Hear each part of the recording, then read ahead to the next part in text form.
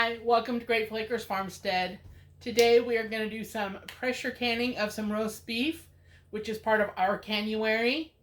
Know that this is not part of Lisa from Sutton's Days CANUARY. There are no prizes given out. But this is a CANUARY with KowalskiMountain and so many other great channels. So I hope you stay tuned and let's get to it. We are going to raw pack our roast beef today. I have a couple of different cuts of meat in here. I have some chuck roast, some round roast. I have some beef shanks that I have taken the bone out of. These are all great cuts because they are for slow cooking. Those are going to make the best meats because they're cheap. I shouldn't say cheap. They're less expensive than your nice meats that you would use, like steaks and those kind of things. So when using that, I'll put a couple of different names up there for the types of cuts that you would want to look for when you're gonna pressure can your roast beef. I have already checked the rim of all my jars. They're cleaned and there are no chips or nicks out of the top of the jar.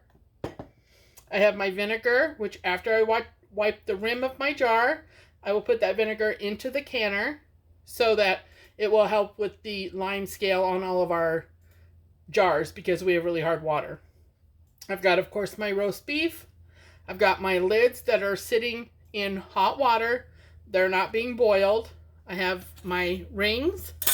I have my funnel. I have a paper towel for wiping the rims. I have my tools that I will use kind of like a debubbler. And I also have my lifter for my lids. I have 8 wide mouth pint jars, which holds approximately 1 pound of meat. Just so you know, I forgot to say, the meat is like room temperature. The jars are room temperature. The canner has water in it up to the bottom fill line. This is my 16-quart Presto pressure canner. Because this stuff is cold, my jars and my meat, then you don't want your water hot in here. So it's not even turned on yet. Which the nice thing is you don't have to worry about your jars falling over in here while the water's boiling.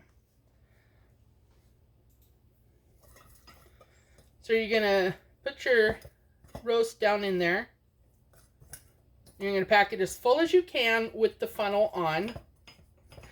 This is one reason I really like to use vinegar when I am doing meats, is so that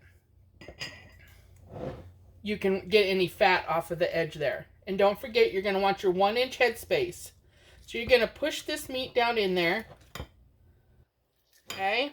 I don't know if you can see that. I'm pushing it down in there so that I'm not having all these air bubbles in there. You want it packed in pretty tight. Now, when you raw pack, this is all going to make its own juice. All the juice is going to come out of there. So you do not add liquid when you are raw packing. Okay? You just want it in there as tight as you can get it. Trust me, it's going to be beautiful when you have this done.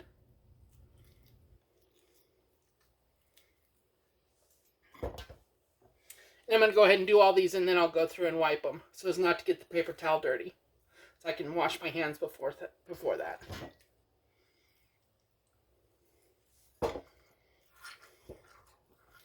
So again, you want to push all your, if you want to wear gloves, wear gloves. But I figure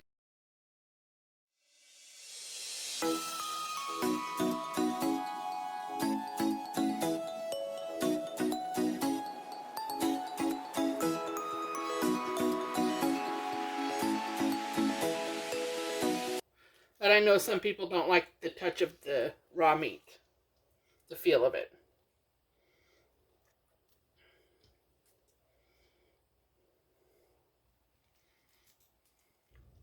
So right to the bottom there, I don't know if you can see that. Do you see where the ring goes on the bottom? That is 1 inch. So that's where I have mine filled to. If you would rather use a chopstick, you can always push it down like this to get your meat in there. I just think it takes longer and it's a little harder to get the holes filled in than just using your hand. Alright, I have some new vinegar since I dropped meat in the last one. Now I've got some leftover meat. I don't know if you can see that. Enough to fill 1 quart jar or a couple more pints. So I'm going to go ahead and put this in the refrigerator because I'm going to can some beans pretty soon, in the next couple of days. And then I can take that and can it with the beans. All right.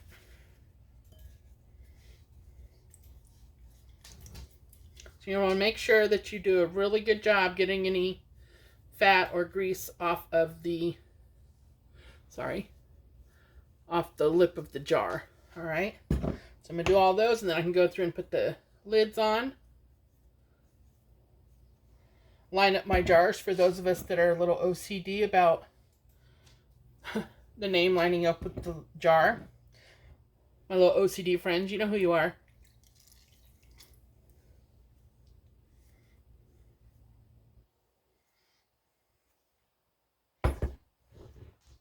That is the one nice thing about raw packing is you don't have to worry about everything being hot.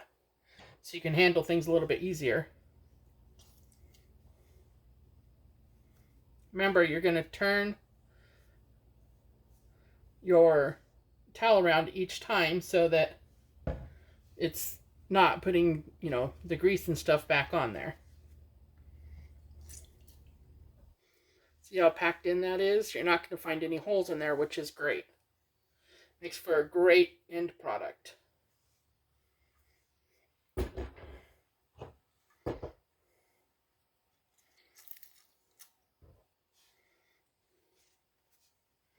See, it's clean, which some of them have. See, it's got a little bit of goop on it, not much, but you don't want that on your your jar at the end.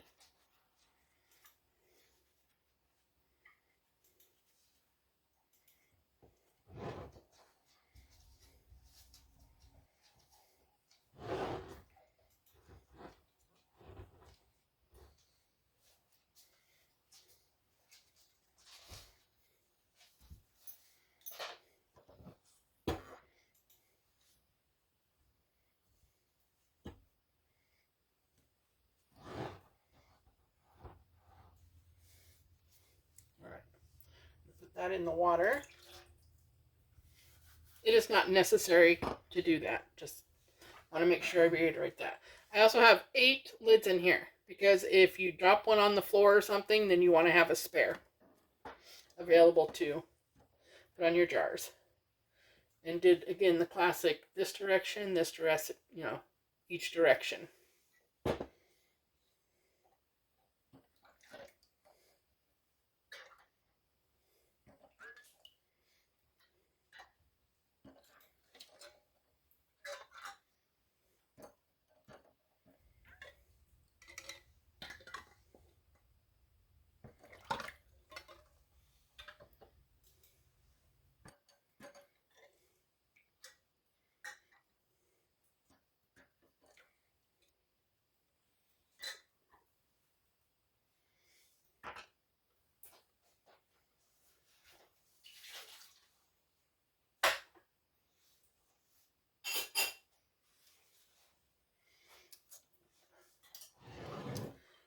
Rings on, fingertip tight, meaning enough that you can turn it, but you're not putting all your force behind it. I don't know what to relate it to. I apologize. Oops.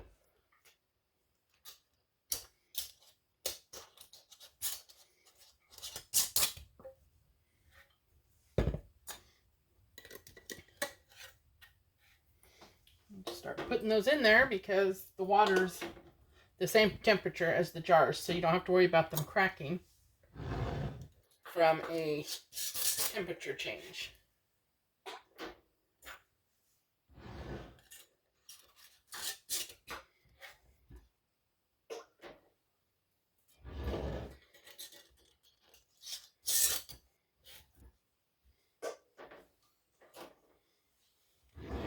last but not least, number 8. I also like to do roast like this in a wide mouth jar because it's easier to get it out than the regular mouth with the neck at the top. Alright, and I've already done my safety check on my lid. Again, you want to make sure that your vent pipe is clear from any debris. You want to make sure that your little overpressure valve can move freely. And you want to make sure that this is also moves freely, but it's tight on there. And you want to make sure that your seal is clear from any nicks or chips out of the ring on the open side. There are, I don't know if you can see these little type of nick out of the top. I don't know if you can see that, sorry. Probably not. That little right there, but it's all around them. It's meant to be like that.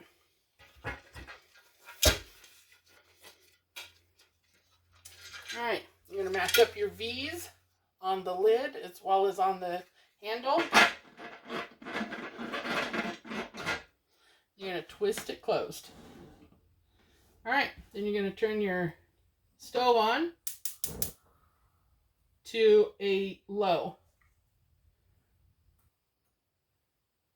so that it comes up to heat at a slow rate. I will bring you back at the next step. All right, so we have a pretty steady stream of steam right now. I'm going to set the timer for 10 minutes.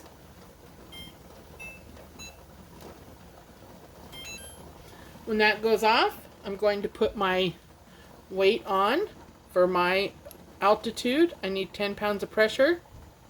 You need to check and find what your altitude or how many pounds of pressure you need for your altitude. So I'll bring you back when I do that.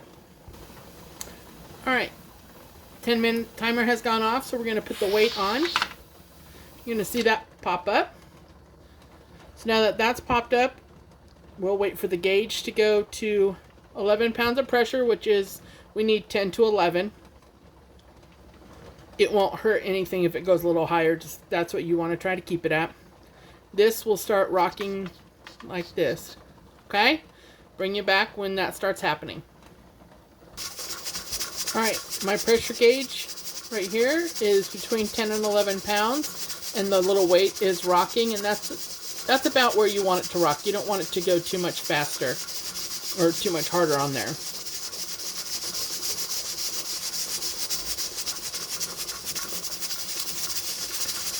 So now I'm going to set my timer for 75 minutes. It's 75 minutes for pints of meat. I'll bring you back when that's done.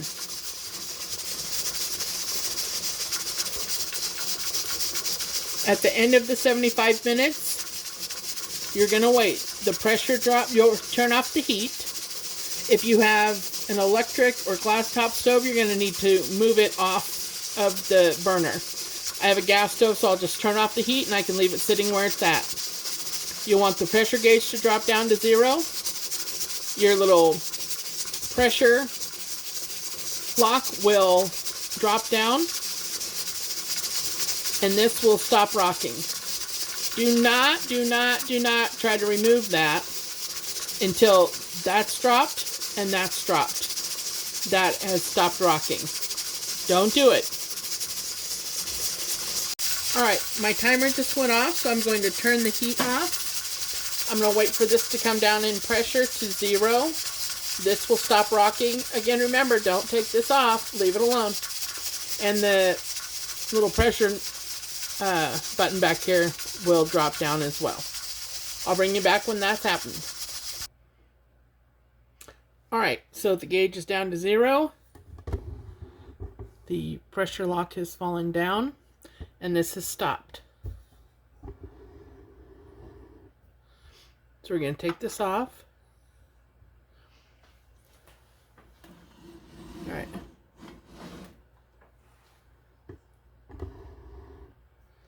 So you want to twist it to open it. Make sure that you lift it up so that the steam goes away from you, so that it doesn't burn you. Still be very careful. Then you want to set the lid on top. You see that? Right there, and let the steam escape. Leave it like that for 5 minutes. Alright, the timer's gone off. I'm going to remove the lid. Still being cautious not to burn yourself. Then we're going to take them out and place them. Make sure you have a towel or a hot pad, you know, something large enough to put these all on. Oh my gosh, I'm so happy to have this stuff for the shelf, the pantry shelf.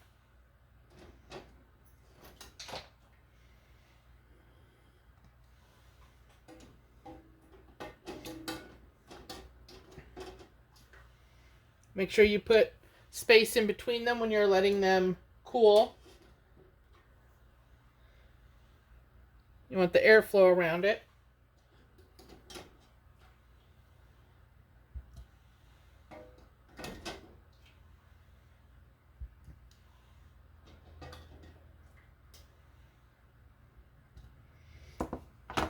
Right, now we listen for the ping. Can you see how that's boiling in there? That's what happens when you have it in there for 75 minutes. And that'll keep going, and then it will start to ping. Make sure that you do not have any of your jars, as you take them out, make sure they're not in a drafty area. They will also ping while they're still in the canner. They will seal if you know, when you open it to vent it. I have had them seal. There's no problem. So make sure they're all sealed by the time they've cooled down to room temperature. If they have not, then you need to put it in the refrigerator.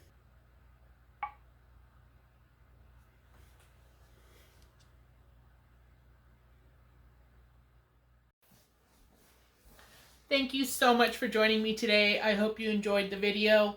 Please share this with somebody you think it might be helpful to, or that might enjoy it as well. Give me a thumbs up and subscribe. Have a blessed day. Bye.